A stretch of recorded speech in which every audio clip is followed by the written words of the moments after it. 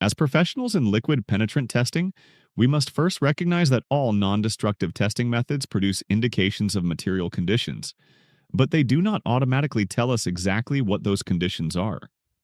It is crucial not to confuse interpretation with evaluation, as they represent two distinct steps requiring different knowledge.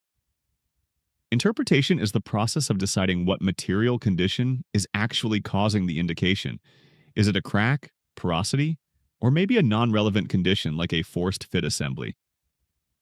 Once we have accurately interpreted that condition, for instance, deciding a crack of a specific size and direction exists, then and only then does evaluation begin. Evaluation assesses the significance of that discontinuity on the part's usefulness, considering stress distribution and service requirements to determine disposition. Accept, rework, or scrap. Correct evaluation hinges entirely on accurate interpretation, making the inspector the key person in this process. To competently interpret liquid penetrant indications, the inspector must possess a robust set of knowledge beyond just operating the equipment. You must be thoroughly familiar with the test method and certain that the processing steps were executed correctly, ensuring, for example, that washing was thorough to confirm the indication represents a bona fide discontinuity. The declaration that a condition is present becomes more authoritative when you know the part's background. This includes understanding the material composition, its manufacturing processes, like casting, forging, and subsequent finishing, and the kinds of discontinuities characteristic of those processes. Furthermore, familiarity with typical service failures helps identify where fatigue cracks are most likely to occur. Knowing what you're looking for and where allows for much more effective selection of detection techniques. Ultimately, skill in developing and interpreting these indications is acquired primarily through hands-on experience. Discontinuities are generally classified based on the material's progression from raw state through its service life. This system provides a useful framework for understanding the root cause of the indication we see. First, we have inherent discontinuities, which are introduced into the basic materials during initial production, from ore refining up to the raw component stage. Next are processing discontinuities, which fall into two groups: those introduced during primary processes like casting, rolling, forging, drawing, or welding, and those introduced during finishing processes such as machining, heat treating, grinding, or plating. Finally, we find service discontinuities, which develop while the part is in use. This critical category includes problems like fatigue, corrosion, and damage resulting from impact, overloads, or environment. Understanding this origination helps us anticipate which flaws to look for based on the part's history. When iron and non-ferrous metals are refined, they are typically poured into molds and allowed to solidify, whether into ingots or final shape castings. Elaborate techniques are used to ensure the molten metal is free from impurities, but the solidified product invariably contains non-metallic inclusions, dissolved gases, or slag. In metal ingots, shrinkage during cooling can cause shrink cavities, often confined to the top section, which, if not fully cropped, may appear as pipe and rolled bars or laminations in plate. For final form castings, gas pockets, slag inclusions, and porosity are major discontinuity sources, often requiring specific testing focus. Shrinkage on cooling can also result in thermal cracks, usually on the surface but sometimes internal, along with other casting flaws like hot tears and cold shuts. These solidification issues require great care during the pouring process to minimize their formation. After initial casting into ingots, metals are often further worked down into usable forms like blooms or billets via forging, rolling, or pressing. During these working operations, several characteristic discontinuities can be introduced. In the rolling process, for example, seams, stringers, and laminations may appear if ingot cracks or internal gas pockets are not completely welded shut. The rolling operation itself can introduce laps, often due to improper metal volume relative to the rolls or internal ruptures known as cupping, caused by too rapid cross-section reduction. If the metal or billet is used for forging, common flaws include laps and folds, often resulting from improper handling or working at too low a temperature. Laps, folds, and bursts can be internal or external. Furthermore, in extrusion, flow issues can fold oxide or surface skin into the interior, resulting in a form of pipe that is highly objectionable. As parts approach their finished state, processing operations can still introduce critical discontinuities. Fusion welding processes, which involve liquid metal solidification, frequently result in flaws similar to those in castings, such as slag inclusions, gas porosity, and thermal cracks. Beyond that, lack of penetration and failure to achieve proper fusion between the weld and parent metal are common welding defects. Heat treatment is another critical stage. Improper quenching can lead to quenching cracks, especially where cross-sections change abruptly or at points of stress concentration.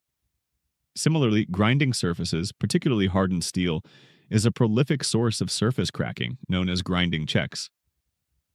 Finally, the most significant service discontinuity is the fatigue crack, which occurs under repeated cyclic loading and almost invariably starts at the surface due to local high stresses.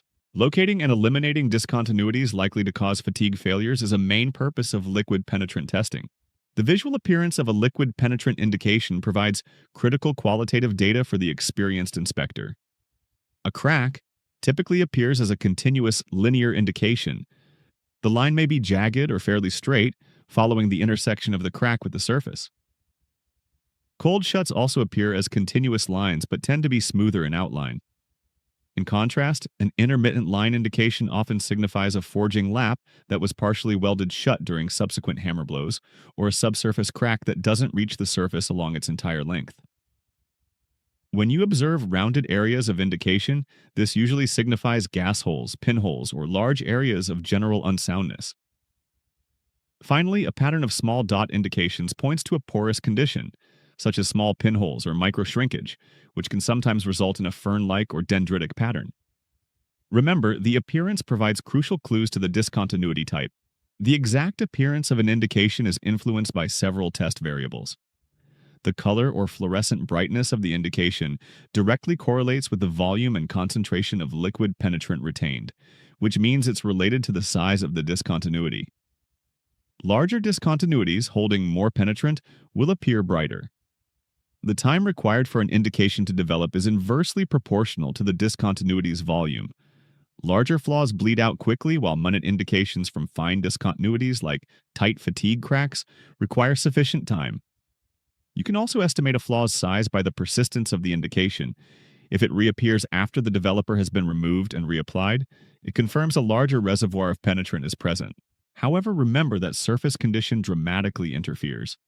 Closed openings, due to forging or shot blasting, prevent penetrant entry, while rough or porous areas can retain penetrant, causing irrelevant indications. We must be vigilant against non-relevant indications, which are indications that distract from the inspection quality but do not affect the part's usability. A subcategory, false indications, usually stems from deficiencies in process control.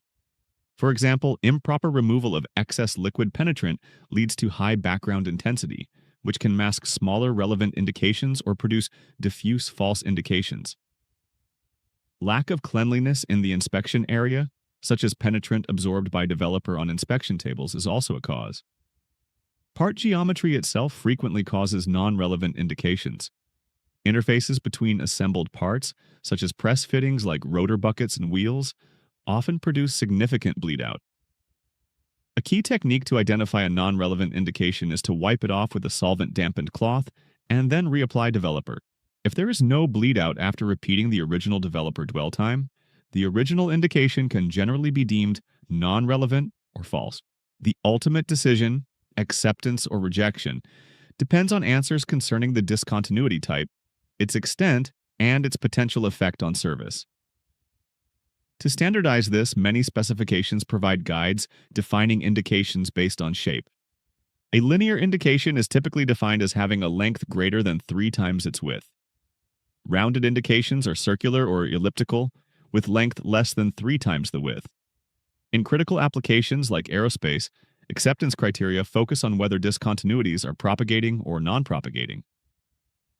Propagating discontinuities, such as cracks, laps, and seams, are universally cause for rejection unless completely removed within drawing tolerances. Non-propagating imperfections, like small gas holes or sand blisters, are generally acceptable if dimensional and smoothness requirements are met. Establishing these criteria often necessitates extensive correlation studies linking test indications to destructive test results to ensure reliable quality control.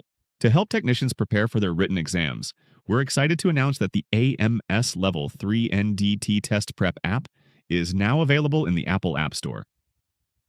This app is built to help NDT technicians at every stage, with NDT questions for Level 1 and Level 2, general exams, and Level 3 method exams.